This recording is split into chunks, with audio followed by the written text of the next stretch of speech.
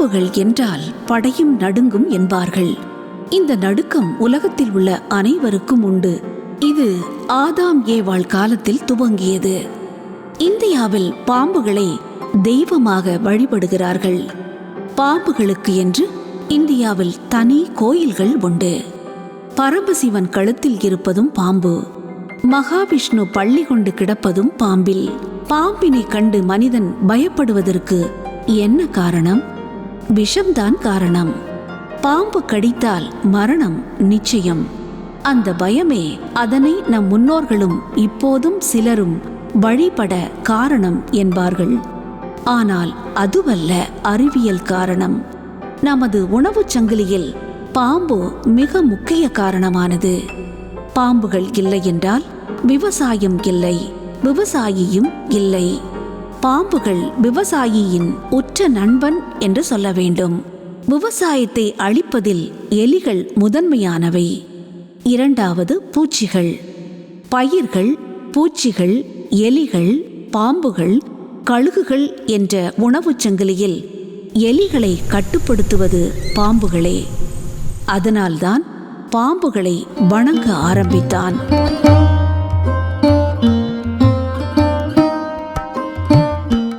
பாம்புகள் அநேகமாக தன்னை தாக்குவார்கள் என்று நினைத்து கொண்டு தன்னை பாதுகாத்து கொள்ள கடிக்கிறது. பாம்புகளில் 2 வகை பாம்புகள் மட்டுமே உள்ளன. ஒன்று விஷமுள்ள பாம்புகள், மற்றொன்று விஷமில்லாத பாம்புகள். ஆனால் மனிதன் பாம்பு என்று கண்டுவிட்டாலே அடிக்க முயல்கிறான் அல்லது அடித்து கொல்கிறான். ஏன் இந்த கொலைவெறி? அது கடித்தால் செத்து விடுவோம் என்ற பயம்தான். விஷமுள்ள பாம்புகளின் தலை முக்கோண வடிவத்தில் இருக்கும். விஷமற்ற பாம்புகளின் தலை வட்ட வடிவத்தில், அதாவது ரவுண்ட் ஷேப்பில் இருக்கும். பொதுவாக பாம்புகளை 4ஆக பிரிக்கிறார்கள்: மூர்க்கன், மண்டலி, ராஜிலா, வேந்திரம். மூர்க்கன் பாம்பில் 26 இனங்கள் உள்ளன.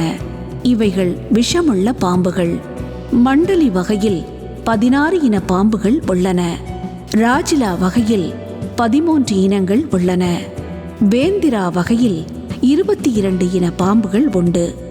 இதில் கொடிய விஷமுள்ள கடற்பாம்புகளும் உள்ளன. உத்தம் ஜாதி சர்ப்பங்கள் 8 என்கிறார்கள். அவை வாசுகி, அனந்தன், தக்கன், சங்கபாலன், குளிகன், பதுமன், மகாபதுமன். வாசுகி பாம்பும் சங்கபாலனும் சத்திரிய வகை பாம்புகள். அவற்றில் தாழம்பூ மணம் வீசும் என்கிறார்கள். அனந்தனும் குளிகனும் நாவிப்பூ மணமுடையவை.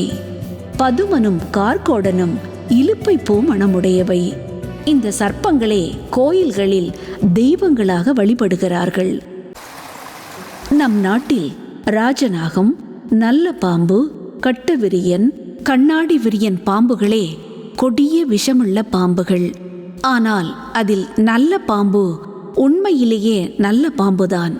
அது உடனே யாரையும் கடிப்பதில்லை. முதலில் உங்களை எச்சரிக்கை செய்ய படம் எடுத்து ஆடும். பின் அங்குமிங்கும் பார்க்கும். உஷ் உஷ் என்று எச்சரிக்கை தரும்.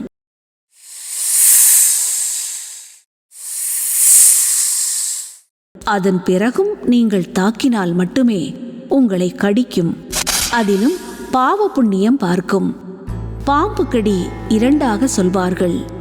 ஒன்று விஷக்கடி, இன்னொன்று பொய்க்கடி அல்லது இறைக்கடி. பொய்க்கடி, இறைக்கடி கடிக்கும் போது அது விஷத்தை மனிதன் உடம்பில் அதிகமாக செலுத்துவதில்லை. இதை உணர்ந்தவர்களே அதனை தெய்வமாக வணங்க ஆரம்பித்தார்கள். ராஜநாகம் பாம்பை ஆராய்ச்சியாளர்கள் என்ன சொல்கிறார்கள் என்றால், சாதுவானது, பயந்த சுபாவம் கொண்டது, மனிதனை பார்த்ததும் ஓடிவிடும், சில நேரம் அவன் கொடுக்கும் முத்தத்தையும் அமைதியாக பெற்றுக்கொள்ளும், அப்படியே கடித்தாலும் பலர் சாகாமல் பிழைப்பதற்கு காரணம் அது வேண்டுமென்றே மனிதன் மேல் விஷத்தை அதிகமாக செலுத்துவதில்லை என்பதே. ஆனால் ராஜநாகம் ஒரு முறை வேகமாக விஷத்தை செலுத்தினால் 7 யானைகளை கொல்லும் விஷம் அதில் இருக்கும் என்பதாகும். ராஜநாகம் மனிதன் அடித்தாலும் துன்புறுத்தினாலும் தன் வலிமையை காட்டாமல் லேசான பைட் கடிக்கிறது. இதனையும் பலர் கடவுளாக வணங்குகிறார்கள். நாகதோஷம் கழிக்கின்றனர். நம் முன்னோர்கள் பாம்பை தெய்வமாக மதித்து வணங்க காரணம், கடவுளாக வணங்காவிட்டால் மனிதன் பாம்பு இனங்களை என்றோ அழித்திருப்பான். உணவு பஞ்சத்தால் நாமும் அழிந்திருப்போம். பாம்புகளும் நமக்கு தேவை. கடவுளாக பார்க்காவிட்டாலும் ஓர் உயிர் என்கிற கருணையோடு பாருங்கள். உங்கள் வீடுகளிலோ தோட்டங்களிலோ பாம்பை பார்த்தால் வனத்துறைக்கோ தீயணைப்பு துறைக்கோ தகவல் தாருங்கள். விவசாயத்தையும் விவசாயியையும் காப்பாற்றுங்கள். மேலும் பல தகவல்களை தெரிந்து கொள்ள தாடகை மைந்தர்களுடன் இணைந்திருங்கள்.